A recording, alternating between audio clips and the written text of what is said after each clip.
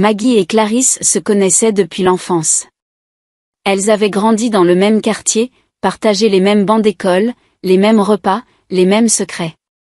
Tout le monde les appelait les jumelles sans lien de sang. Maggie, douce, belle, réservée. Clarisse, vive, audacieuse, mais secrètement envieuse. Quand Maggie a commencé à fréquenter Théo, un jeune entrepreneur respecté en ville, Clarisse affichait un grand sourire, mais son cœur saignait d'envie. Elle avait toujours rêvé d'un homme comme Théo, attentionné, ambitieux, beau. Mais c'est Maggie qui l'avait choisi. Clarisse et Maggie étaient inséparables depuis toujours, mais l'arrivée de Théo dans la vie de Maggie changea tout. Clarisse jouait encore la meilleure amie, celle qui écoute, conseille et soutient. Elle accompagnait Maggie au dîner avec Théo, riait à ses blagues, applaudissait ses projets. Mais, au fond, son cœur bouillonnait. Elle ne supportait pas de voir Maggie si heureuse, si comblée, avec un homme qu'elle enviait en secret. Pourquoi Maggie avait-elle tout? La beauté, l'amour, l'attention? Clarisse se sentait laissée pour compte, comme si la vie la punissait. Au début, ses remarques étaient discrètes, presque anodines. Lors d'un café entre filles, elle lançait « Tu fais trop confiance aux hommes, Maggie. » Ils finissent tous par te décevoir. Maggie riait, pensant que Clarisse plaisantait ou voulait la protéger. Mais ces mots cachaient une amertume profonde. Clarisse scrutait Maggie, cherchant des failles dans son bonheur. Elle posait des questions qui semblaient innocentes mais plantaient des graines de doute. Et si Théo te laissait tomber un jour? Tu ferais quoi? Tu serais perdue sans lui, non? Maggie, confiante et naïve, ne voyait rien. Elle répondait avec un sourire, Théo est différent, Clarisse. Il m'aime, je le sens. Ces mots rendaient Clarisse folle. Elle serrait les dents, cachant sa colère derrière un masque d'amitié. Elle passait des nuits à ruminer, imaginant une vie où elle aurait Théo, où elle serait celle que tout le monde admire. Dans son esprit, Maggie ne méritait pas ce conte de fées. Elle, Clarisse, était plus intelligente, plus vive. Pourquoi la vie favorisait-elle Maggie? Un jour, au téléphone, Clarisse glissa une remarque plus tranchante. Tu sais, Maggie, les hommes comme Théo, ils aiment les jolies filles. Mais s'il t'arrivait quelque chose, tu crois qu'il resterait?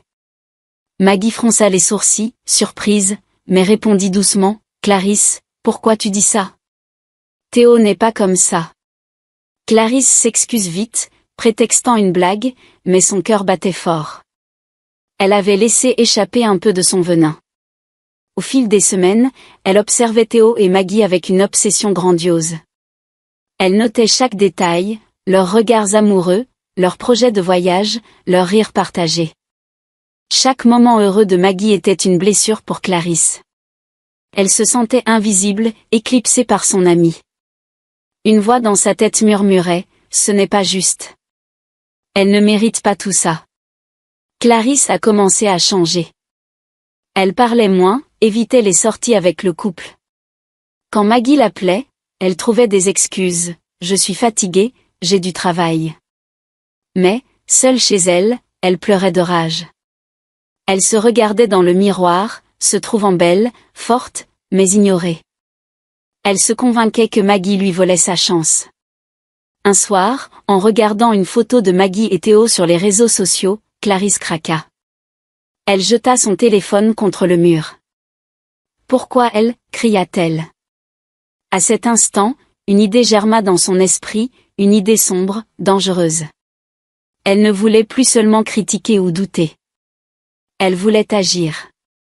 Si Maggie avait tout, Clarisse allait lui prendre quelque chose. Pas juste Théo, mais sa beauté, son assurance, sa vie parfaite.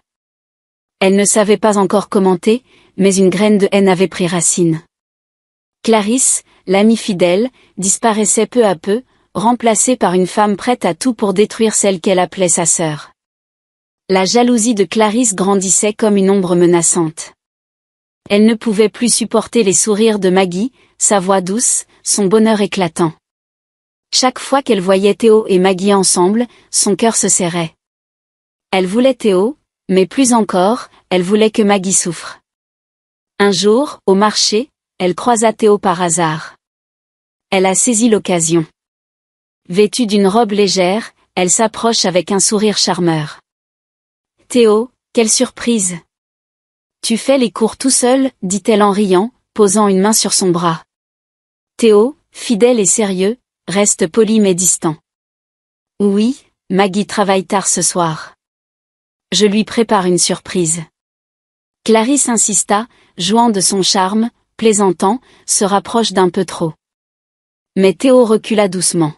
« Clarisse, tu es l'amie de Maggie. Je ne veux pas trahir sa confiance. » Ces mots la poignardèrent. Elle rentra chez elle, tremblante de rage. Dans sa chambre, elle cria, frappa son lit, plèvre. Théo l'avait repoussée. Il avait choisi Maggie, encore. Ce rejet fut la goutte de trop. Clarisse prend une décision terrifiante. « Et si je ne peux pas avoir Théo, Maggie ne l'aura pas non plus, » murmura-t-elle. Une idée monstrueuse germa dans son esprit. Elle voulait détruire ce que Maggie avait de plus précieux, son visage, sa beauté, sa lumière.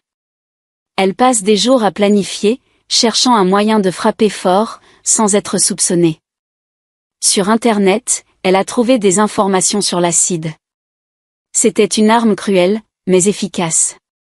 Elle se rend dans une boutique douteuse, loin de chez elle, et achète une bouteille d'acide corrosif. Elle paie en liquide, il y a toute trace. De retour chez elle, elle versa le liquide dans un gobelet en plastique, comme ceux utilisés pour le café. Elle s'entraîna à le manipuler, à le cacher sous un manteau. Elle imaginait la scène, Maggie hurlant, son visage détruit, Théo horrifié. Clarisse a choisi le moment parfait. Elle savait que Maggie finissait tard le vendredi soir, quittant son bureau à 20h. La rue serait sombre, peu fréquente. Clarisse se prépare méticuleusement. Elle achète un imperméable noir avec une capuche pour dissimuler son visage. Elle répéta son plan dans sa tête, s'assurant qu'aucun détail ne la trahirait. Elle se regardait dans le miroir, se répétant, « Elle mérite ça. Elle m'a tout pris. » Le soir venu, Clarisse attendit dans une ruelle près du bureau de Maggie. Son cœur battait à tout rompre, mais elle se sentait étrangement calme. Elle serrait le gobelet, caché dans sa poche. Elle avait coupé ses ongles, porté des gants, tout prévu pour ne laisser aucune trace. Elle se répétait que c'était justice, que Maggie avait volé sa chance de bonheur. Quand elle pense à Maggie, son amie d'enfance, un souvenir la traversa, elle, petite, riant dans un parc. Mais elle chassa cette image. Elle n'est plus cette fille. Elle m'a trahi en vivant mieux que moi, se dit-elle. La haine avait effacé l'amitié. Clarisse ajusta sa capuche, vérifia l'heure. 19h50, Maggie allait bientôt sortir. Elle se poste dans l'ombre, invisible, le gobelet prêt. Elle ne ressentait plus de peur, seulement une froide détermination. Ce soir, elle allait changer le destin de Maggie. Elle allait reprendre le contrôle. Elle allait détruire ce qu'elle enviait depuis trop longtemps. La pluie tombait doucement ce vendredi soir, enveloppant la ville d'un voile gris.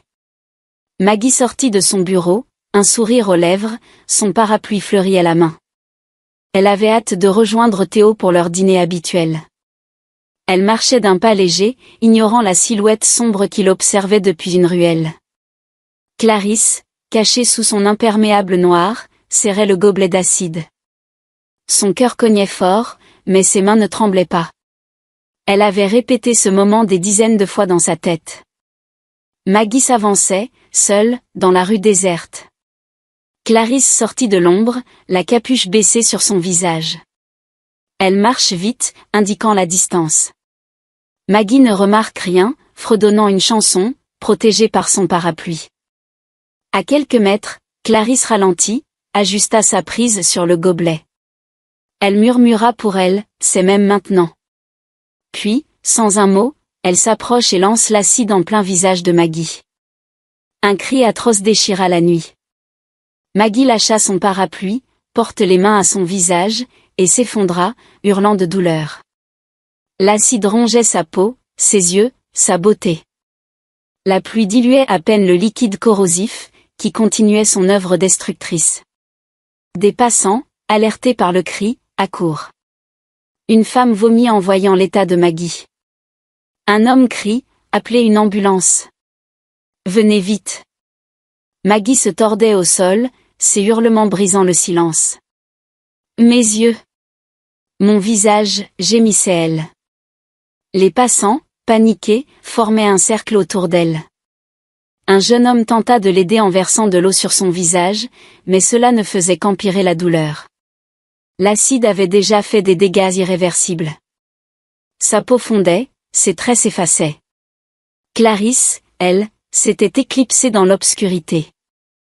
Elle courut jusqu'à une ruelle éloignée, jetant l'imperméable et le gobelet dans une poubelle. Elle tremblait, mais un sourire froid éclairait son visage.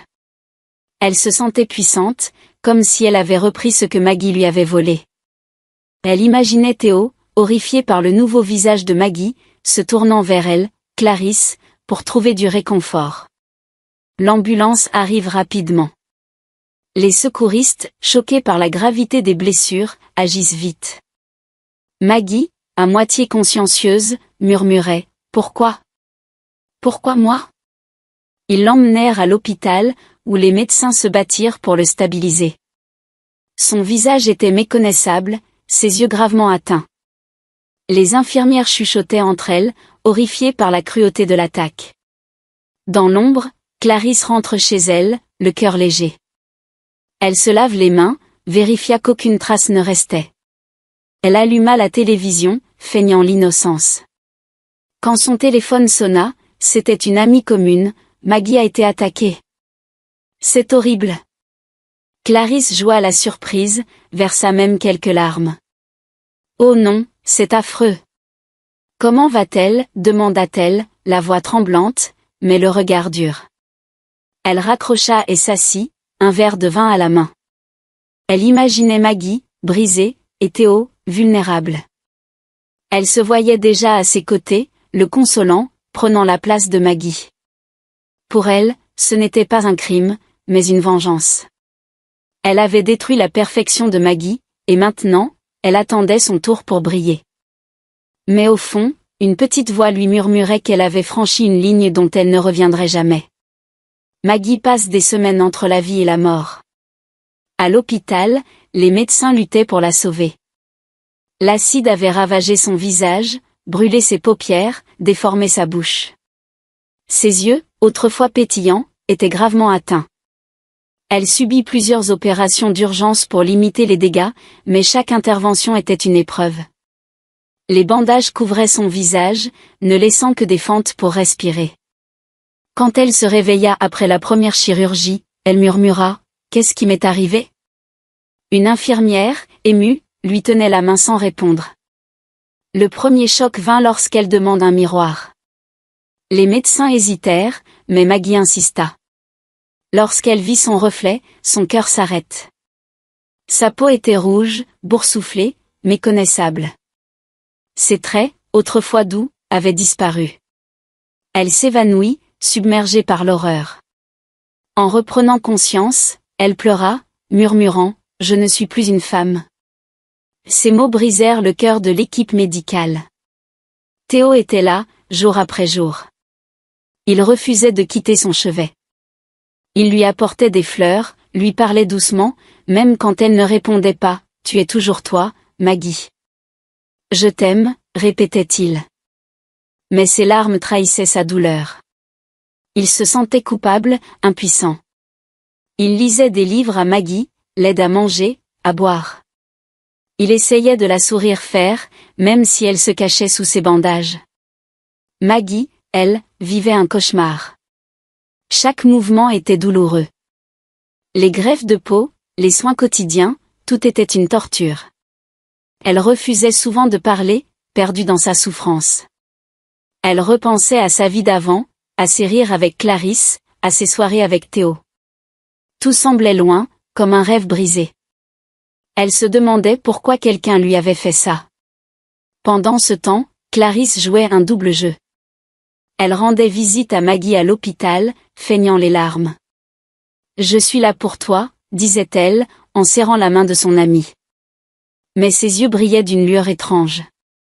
Elle observait Théo, si dévoué, si vulnérable. Elle voyait une opportunité. Peu à peu, elle se rapproche de lui. Elle lui apportait du café, écoutait ses peurs, posait une principale réconfortante sur son épaule. Théo, épuisé par le chagrin, baissa la garde. Clarisse en profite. Elle lui parlait tard le soir, lui disant « Tu as besoin de quelqu'un pour t'épauler. » Maggie ne serait pas contre. Elle se montrait douce, attentive, jouant le rôle de la confidente parfaite. Théo, perdu, commença à se confier à elle. Un soir, après trop de nuits sans sommeil, il céda. Clarisse l'embrassa, et il ne la repoussa pas. Maggie, toujours à l'hôpital, ignorait tout. Elle luttait pour réapprendre à manger seule, à marcher sans trembler. Elle s'accrochait à l'idée que Théo l'aimait, que sa vie pouvait encore avoir du sens. Mais la douleur physique n'était rien face à la peur qui grandissait en elle, celle de ne plus être aimée, d'être rejetée à cause de son visage. Clarisse, elle, savourait son triomphe. Elle pensait avoir gagné. Maggie était brisée, et Théo s'éloignait d'elle. Elle se voyait déjà prendre sa place, vivre la vie qu'elle avait toujours enviée. Mais au fond, elle savait que son acte la hanterait. Chaque nuit, elle revoyait le cri de Maggie, son visage détruit. Elle chassait ces images, se convainquant qu'elle avait fait ce qu'il fallait pour son propre bonheur. Maggie rentra chez elle après des mois à l'hôpital.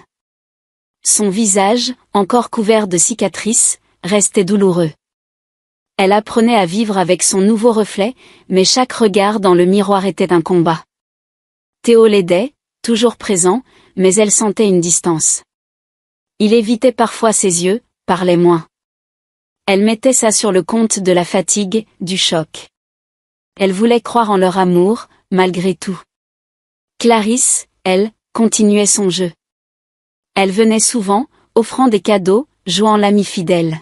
« Tu es si forte, Maggie, disait-elle, un sourire forcé aux lèvres. » Mais elle passait aussi du temps avec Théo, seule, dès que Maggie s'endormait ou était trop faible pour remarquer.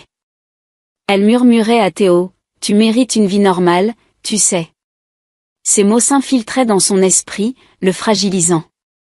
Un après-midi, Maggie se sent assez forte pour marcher jusqu'au salon. Elle voulait surprendre Théo avec un thé, un geste simple pour ravir leur lien. En s'approchant, elle entendit des voix. Elle s'arrête net. À travers la porte ouverte, elle vit Clarisse et Théo, enlacés.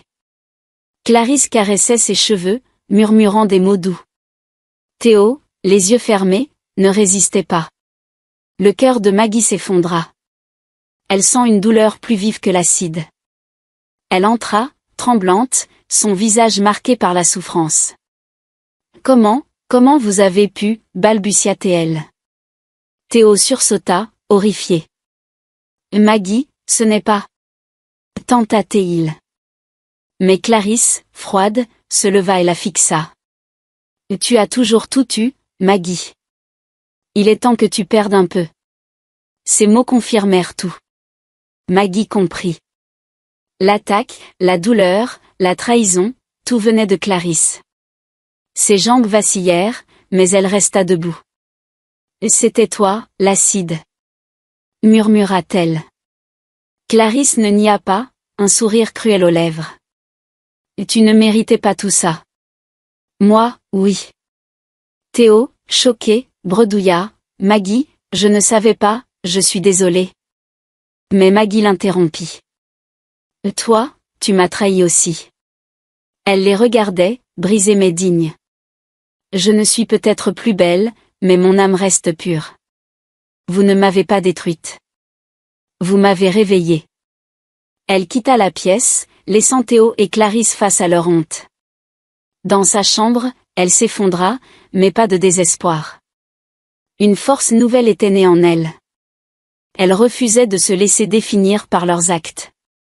Clarisse avait voulu la briser, mais elle avait échoué. Maggie n'était plus la femme naïve d'avant. Elle voyait clair, désormais. Théo tenta de s'excuser les jours suivants, mais Maggie gardait ses distances. Clarisse, elle, jubilait en secret. Elle pensait avoir gagné, avoir pris la place de Maggie. Mais son triomphe était fragile. Une petite voix, au fond, lui rappelait son crime. Elle l'ignorait, se disant qu'elle méritait ce bonheur volé. Maggie, elle, prend une décision. Elle ne resterait pas dans cette ville, entourée de souvenirs toxiques. Elle voulait recommencer, loin de ceux qui l'avaient trahie. Elle appela sa tante, qui vivait à des kilomètres, dans un village calme. « Je viens vivre avec toi, dit-elle. » Sa voix tremblait, mais son esprit était clair. Elle ne laisserait pas la jalousie de Clarisse ni la faiblesse de Théo définir sa vie.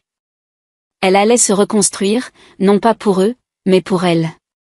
Sa douleur devait une arme, celle de la résilience. Maggie quitta la ville sans regarder en arrière.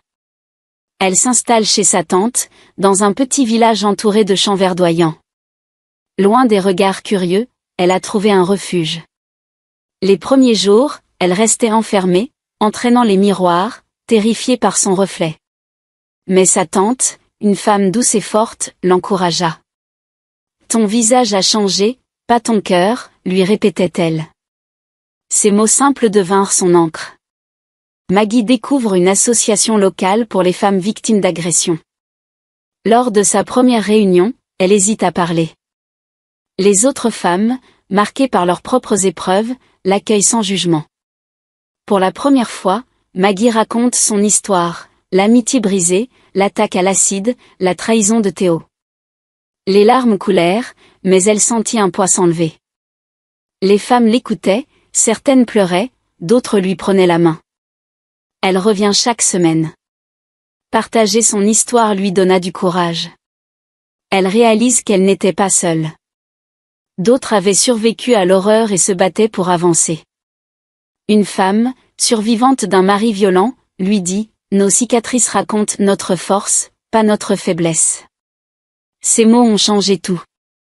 Maggie commença à voir ses marques autrement. Un jour, un médecin lui propose une greffe partielle du visage. L'opération serait longue, douloureuse, sans garantie. Maggie réfléchit. Elle avait peur, mais elle voulait essayer. Pas pour redevenir belle, mais pour se sentir vivante. L'opération fut un calvaire. La douleur physique raviva des souvenirs de l'attaque. Pourtant, elle tint bon, soutenue par sa tante et les femmes de l'association. Après des mois de soins, son visage retrouve un peu de forme. Les cicatrices souriaient restaient, mais elle pouvait sans douleur. Elle apprenait à s'aimer, pas pour son apparence, mais pour sa résilience. Elle se mit à écrire, notant ses pensées, ses peurs, ses espoirs. Ces pages devinrent un refuge, un moyen de comprendre son parcours. L'association lui propose de parler lors d'un événement. D'abord terrifiée, Maggie accepte. Devant une petite faute, elle raconte son histoire. Sa voix tremblait, mais ses mots touchaient. Une jeune fille, dans le public, pleura et lui dit après « Vous m'avez donné envie de continuer ». Ce moment changea tout. Maggie comprit qu'elle pouvait aider. Elle est devenue conférencière, voyageant pour partager son témoignage.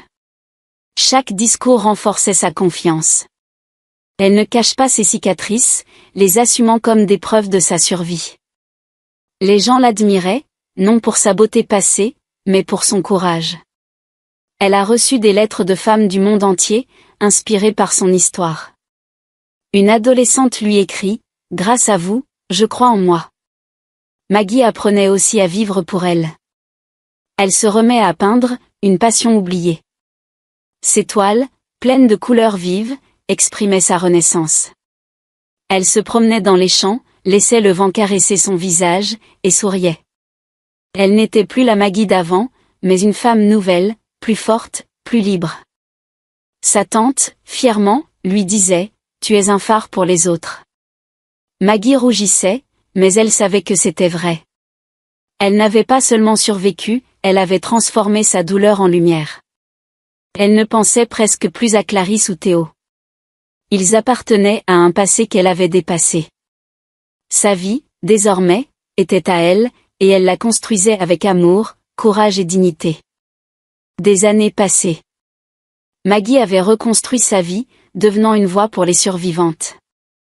Clarisse, elle, vivait dans l'ombre de son crime.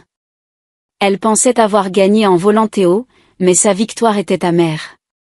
Théo, rongé par la culpabilité, sombra dans l'alcool.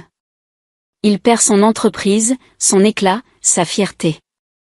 Clarisse, seule, réalisait que son plan n'avait rien apporté. Un jour, une nouvelle s'approche de la ville. Une autre femme avait été attaquée à l'acide, dans des circonstances étrangement similaires.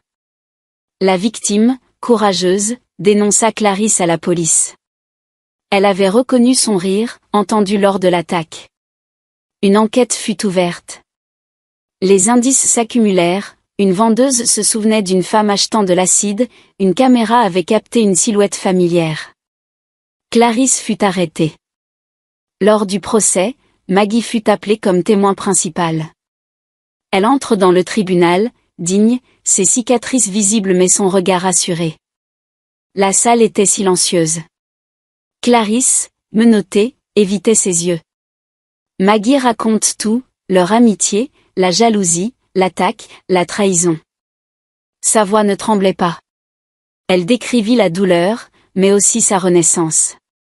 Elle a voulu me détruire, mais elle m'a rendue plus forte, dit-elle. Le public était bouleversé. Des femmes dans la salle pleuraient, touchées par son courage. Clarisse, elle, baissait la tête. Pour la première fois, elle semblait ressentir la honte. Les preuves étaient accablantes, témoignages, images, traces d'achat. Le juge la condamna à 20 ans de prison. En entendant le verdict, Clarisse s'effondra, murmurant « Je ne voulais pas ». Mais personne ne l'écoutait. Théo, présent au procès, était méconnaissable. L'alcool et la culpabilité l'avaient brisé. Il tente de parler à Maggie après l'audience. « Je suis désolé », balbutia-t-il. Maggie le fixa, calme. « Ta désolation ne change rien. Vis avec tes choix. » Elle tourne les talons, libre de son entreprise. La nouvelle du procès se diffuse. Les journaux parlaient de Maggie, de son courage, de sa dignité. Elle est devenue un symbole. Les gens l'arrêtaient dans la rue, non pour la plaindre, mais pour la féliciter. Une jeune femme lui dit « Vous m'avez appris à ne pas avoir honte de mes blessures. » Ces mots valaient plus que n'importe quelle vengeance. Clarisse, en prison, vivait un enfer. Les autres détenus, apprenant son crime, la méprisaient. Elle passa ses nuits à revivre l'attaque, hantée par le cri de Maggie. Sa jalousie, qui l'avait consommée, n'avait rien laissé. Elle avait tout perdu, sa liberté, son amour, sa fierté. Maggie, elle, continuait d'avancer. Elle ne ressentait plus de haine. Elle avait transformé sa douleur en force, sa colère en compassion. Lors d'une conférence, sur lui demanda si elle haïssait Clarisse. Elle répondit, la haine m'aurait enchaînée à elle. Je l'ai laissée partir. Ma dignité est ma victoire. Cette dignité était sa revanche. Elle n'avait pas besoin de crier, de frapper. En se tenant droite, en inspirant les autres, elle montrait à Clarisse, à Théo, au monde, que rien ne pouvait la briser. Elle vivait, aimait, créait. Sa vie était sa réponse, son éclat plus fort que les cicatrices. Elle prouvait que la jalousie pouvait détruire un visage, mais jamais une âme. Et dans ce triomphe silencieux, Maggie brillait, libre, entière, invincible. Maggie avait transformé sa douleur en force. Ses conférences attiraient des foules, ses mots touchaient des cœurs. Elle vivait désormais pour elle et pour celles qui, comme elle, avaient survécu à l'horreur. Un jour, un journaliste l'interviewa après un discours. Il lui pose une question directe, « Regrettez-vous ce que vous avez vécu ?» La salle retint son souffle. Maggie, sereine, répondit, « Non. Mon visage a changé, mais mon âme s'est révélée. Grâce à cette douleur, j'aide d'autres femmes à renaître. Le pardon m'a libérée. Et la dignité est la plus belle des revanches. » Ces mots font le tour du monde. Les réseaux sociaux partageaient des extraits de son interview, des femmes du monde entier lui écrivaient. Une survivante d'Afrique lui envoya une lettre, « Vous m'avez appris à ne pas cacher mes cicatrices. » Maggie pleura en la lisant, touchée par l'impact de son histoire. Elle n'avait jamais voulu être un symbole, mais elle l'était devenue. Le pardon fut son plus grand défi. Longtemps, elle avait haï Clarisse. Elle revoyait l'acide, les cris, la trahison. Mais la haine la rongeait, l'empêchait d'avancer. Un soir, seule, elle écrit une lettre à Clarisse. Elle n'avait pas l'intention de l'envoyer, mais elle voulait se libérer. « Tu as voulu me détruire, mais tu m'as construit. Je te pardonne, non pour toi, mais pour moi. » En pliant la feuille, elle sentit un poids s'envoler. Ce pardon n'effaçait pas la douleur, mais il lui rendait sa liberté. Elle ne vivait plus dans l'ombre de Clarisse. Elle se concentre sur l'espoir, sur les possibles. Elle reprit des activités simples, cuisiner avec sa tante, marcher dans les champs, peindre. Ses toiles, pleines de couleurs, racontaient sa renaissance. Une galerie locale expose son travail, et les visiteurs, émus, voyaient plus que des peintures, ils voyaient une âme. Maggie s'engagea encore plus dans l'association. Elle a lancé un programme pour aider les survivants à trouver du travail, à reprendre confiance.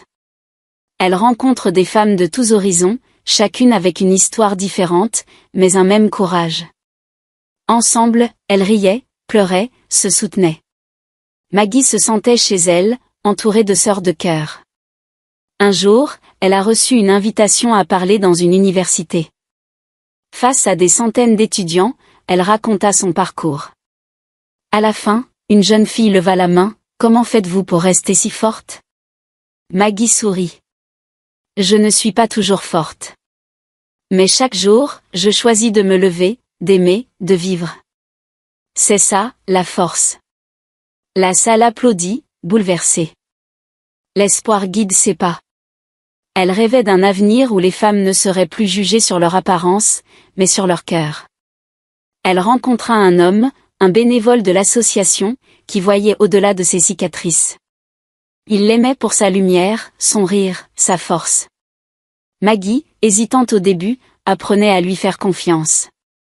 Leur relation, douce et simple, lui rappela que l'amour était encore possible. Maggie ne vivait pas dans le passé.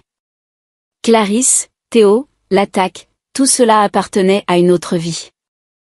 Elle se réveillait chaque matin avec un mais, aider, inspirer, aimer.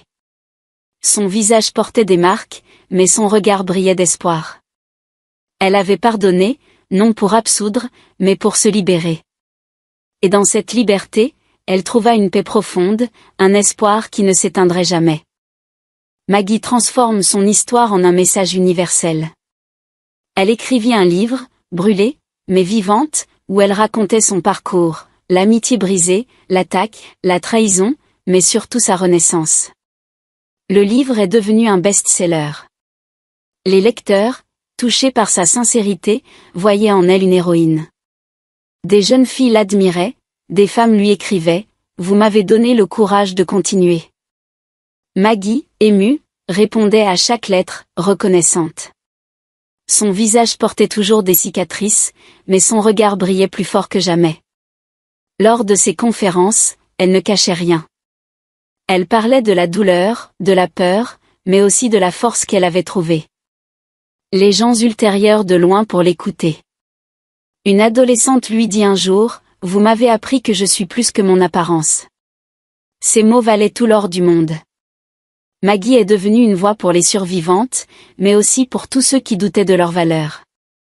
Elle répétait, « Votre beauté, c'est votre cœur. Vos cicatrices, c'est votre histoire. » Elle a travaillé avec des associations, créé des programmes pour aider les victimes à se reconstruire. Elle formait des jeunes à reconnaître la jalousie toxique, à valoriser l'amitié sincère. Son livre inspirait au-delà des frontières. Une université étrangère l'invita à parler. Face à un amphithéâtre plein, elle raconta comment la haine avait failli la détruire, mais comment l'amour pour elle-même, pour les autres l'avait sauvée. À la fin, un étudiant demanda, Comment ne pas sombrer dans la vengeance? Maggie répondit, la vengeance vous enchaîne à la douleur. Guérir, c'est vous libérer. Elle vivait simplement, chez sa tante, entourée de gens qui l'aimaient pour ce qu'elle était. Elle peignait, écrivait, riait. Elle avait rencontré un homme qui voyait sa force, pas ses marques. Leur amour, discret mais profond, lui montre que la vie offre toujours une seconde chance. La morale de son histoire résonnait partout. La jalousie, comme celle de Clarisse, pouvait détruire un visage, mais jamais une âme forte. Ce que la haine voulait s'éteindre, la dignité pouvait le rallumer. Maggie prouvait que la vraie beauté était intérieure, que la force venait du cœur. Elle ne se mesurait pas à son apparence, mais à sa capacité à se relever, à aimer, à inspirer. Clarisse, en prison, entendait parler du succès de Maggie. Cela la rongeait. Elle avait voulu la briser, mais Maggie brillait plus fort que jamais. Théo, lui, avait tout perdu, son entreprise, sa santé, son respect. Leur victoire n'était qu'un mirage. Maggie, elle, avait transformé sa douleur en lumière. Lors d'une émission télévisée, on lui demanda « Quelle est votre plus grande revanche ?» Maggie sourit. Guérir. Vivre. Aimer. C'est la plus belle réponse à la haine. Son message touche des millions de personnes. Des écoles utilisaient son livre pour enseigner la résilience. Des femmes, inspirées, se battaient pour leurs rêves. Maggie n'était plus la jeune fille naïve d'autrefois. Elle était une femme, marquée mais libre, brisée mais entière. Elle montre au monde que la vraie force naît de l'adversité, que le cœur triomphe toujours. Et sa plus grande leçon? Ne jamais laisser la haine définir qui vous êtes. Guérir, c'est reprendre son pouvoir. Et Maggie, avec son courage, son pardon, sa lumière, était devenue une flamme inextinguible, un espoir pour tous. Abonnez-vous pour ne pas rater nos histoires.